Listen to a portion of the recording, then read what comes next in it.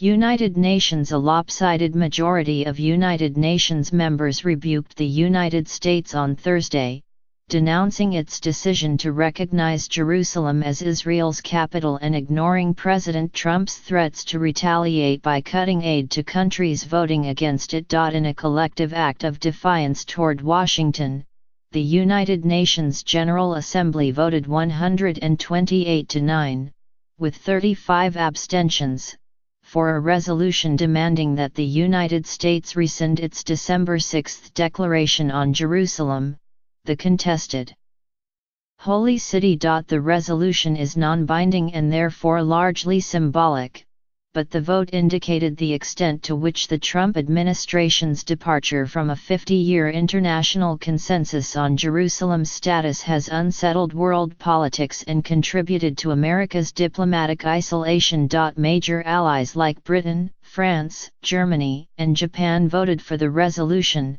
though some allies, like Australia and Canada, abstained. Carrying out a promise to his base of supporters, Mr. Trump upended decades of American policy with his decision on Jerusalem, aggravating an emotional issue that has festered since the 1967 Arab-Israeli War, when the Israelis occupied the entire city. Many Security Council resolutions since then, which have the force of international law, have warned that Jerusalem's status is unresolved, that claims of sovereignty by Israel are invalid, and that the issue must be settled in negotiations between the Israelis and Palestinians. The new resolution raised questions about whether Mr. Trump would deliver on his threat on Wednesday to withhold American aid from countries that broke ranks with the United States.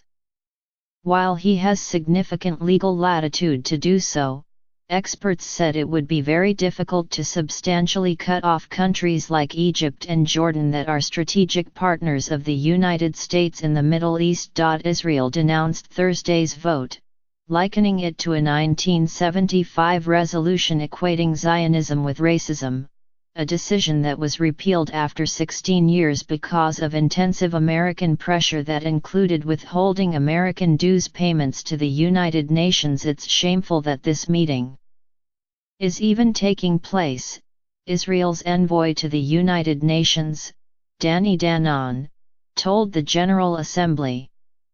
Prime Minister Benjamin Netanyahu of Israel said in a Facebook post, "Israel completely rejects this preposterous resolution.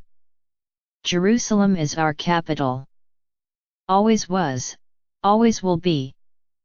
The American ambassador, Nikki R. Haley, called the vote null and void, declaring that no vote in the United Nations will make any difference on the United States' plans to move its embassy to Jerusalem from Tel Aviv, which she called the right thing to do.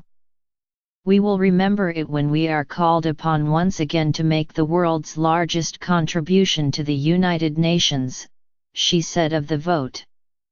"And we will remember when so many countries come calling on us, as they so often do, to pay even more and to use our influence for their benefit." The United States mission to the United Nations quickly issued a statement seeking to portray the outcome as a victory because the vote could have been even more lopsided. It cited the 35 abstentions, coupled with 21 delegations that were absent, representing a significant chunk of the total membership of 193. It's clear that many countries prioritized their relationship with the United States over an unproductive attempt to isolate us for a decision that was our sovereign right to make, the mission said in the statement emailed to journalists. But American Jewish organizations that strongly support Israel saw nothing positive about the outcome of the vote. David Harris, the chief executive officer of the American Jewish Committee, said he was dismayed by the overwhelming support of UN member states for the General Assembly resolution condemning U.S. recognition of Jerusalem as Israel's capital.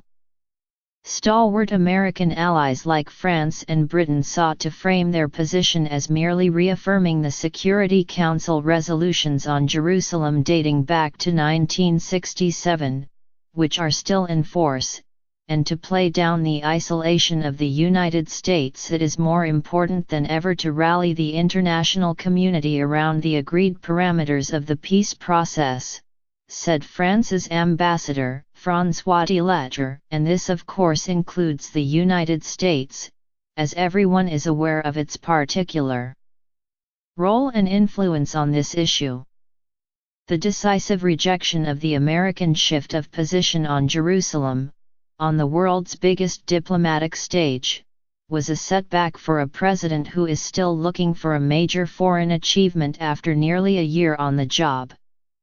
It also appeared to deepen the tension between Mr. Trump and the United Nations, which he once likened to a social club. I think this was a significantly self-inflicted wound and really unnecessary, clumsy diplomacy on the part of the United States, Stuart M. Patrick, a senior fellow at the Council on Foreign Relations, said of the outcome in this case. What you had was the Trump administration basically changing the rules of the game that the international community had accepted, he said. More than that, I think it symbolizes the self-defeating notion that for the United States, it's my way or the highway. Many diplomats who spoke before the vote from Turkey, Venezuela, Pakistan, the Maldives, Bangladesh, and others took offense at the pressure campaign by the White House, including last-minute threats by Mr. Trump to cut off aid to countries who voted for the resolution. History records names. It remembers names, the names of those who stand by what is right and the names of those who speak falsehood, said Riyad Malki, the Palestinian foreign minister. He said that the Palestinians will not be threatened, and that the United States had insisted on ignoring the dangerous repercussions of its decision. The Palestinian ambassador to the United Nations, Riyad H. Mansour, said in an interview after the vote that the Trump administration's approach had worked against the United States. The administration made the issue about them, not about Israel, he said. And since they made it about them and they used unprecedented tactics, unheard of in the diplomatic work of the UN, including blackmail and extortion, then they, in my opinion, offended the entire international community. Pakistan's ambassador, Maliha Lodi, said her country remained a steadfast supporter of the Palestinians despite the kind of threats we have received in recent days from the United States. Aside from Israel, the only countries to side with the United States by voting no were Guatemala, Honduras, Togo, the Marshall Islands, the Federated States of Micronesia, Nauru, and Palau, mostly tiny countries heavily dependent on American aid. The outcome threatened to alienate Arab allies of the United States and further complicate prospects for a two-state solution to the Israeli-Palestinian conflict. Egypt, Jordan, Afghanistan, Iraq, and Pakistan are among major recipients of American aid that defied Mr. Trump's warning and voted for the resolution. 3 other recipients, Haiti, Mexico, and South Sudan, abstained. Mr. Trump has already threatened to withhold aid from Pakistan unless it cooperates more on counterterrorism operations. Administration officials said Mr. Trump had significant flexibility to hold up aid even from countries, like Egypt, where it is congressionally mandated. The White House delayed nearly $300 million in aid to Cairo last summer over concerns about human rights abuses and evidence that it was playing host to guest workers from North Korea. But the practical effect of Mr. Trump's threats seemed blunted, analysts said, by Washington's reliance on countries like Egypt and Jordan.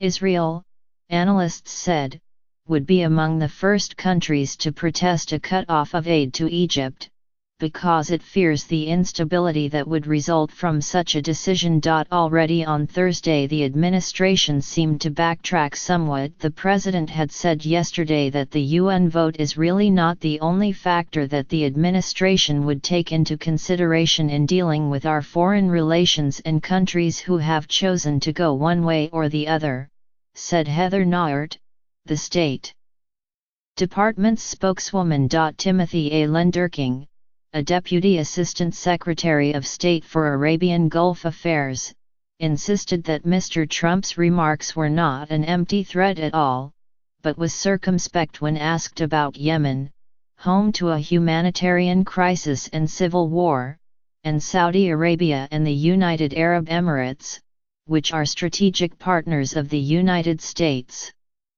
All three voted for the resolution. The General Assembly resolution, drafted by Yemen and Turkey, cited numerous past resolutions on Jerusalem and urged nations to refrain from the establishment of diplomatic missions. The consensus under international law is that East Jerusalem, occupied by Israel since 1967, should be the future capital of a Palestinian state. The resolution did not mention the United States by name, but it called for a reversal of the negative trends on the ground that are imperiling the two-state solution. The General Assembly resolution was introduced a few days after a nearly identical resolution in the 15-member Security Council was vetoed by the United States. The lone no vote, an outcome that stoked Mr. Trump's anger. All of these nations that take our money and then they vote against us at the Security Council, or they vote against us, potentially, at the Assembly, they take hundreds of millions of dollars and even billions of dollars and then they vote against us, Mr. Trump said on Wednesday. Well, we're watching those votes, he said. Let them vote against us, we'll save a lot. We don't care. Mr. Trump is not the first president to have an antagonistic relationship with the United Nations. Since Franklin D. Roosevelt pushed for the creation of a world body after World War II, presidents have frequently felt stymied by the defiance of its members toward the United States or its allies. For a few, it was a dangerous place, in the words of Daniel Patrick Moynihan, the American ambassador to the United Nations under President Gerald R. Ford. In 2003, President George W. Bush clashed with allies at the United Nations over Iraq, after he claimed authority under Security Council Resolution 1441 to invade the country. Relations improved under President Barack Obama, who re-emphasized the role of the United Nations as an agent for confronting global problems.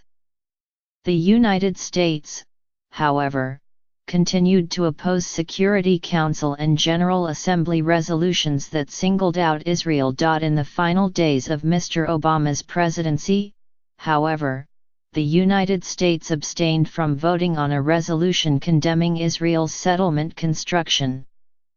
The episode has since come under scrutiny because the Israeli government contacted officials of Mr. Trump's transition team to try to head it off.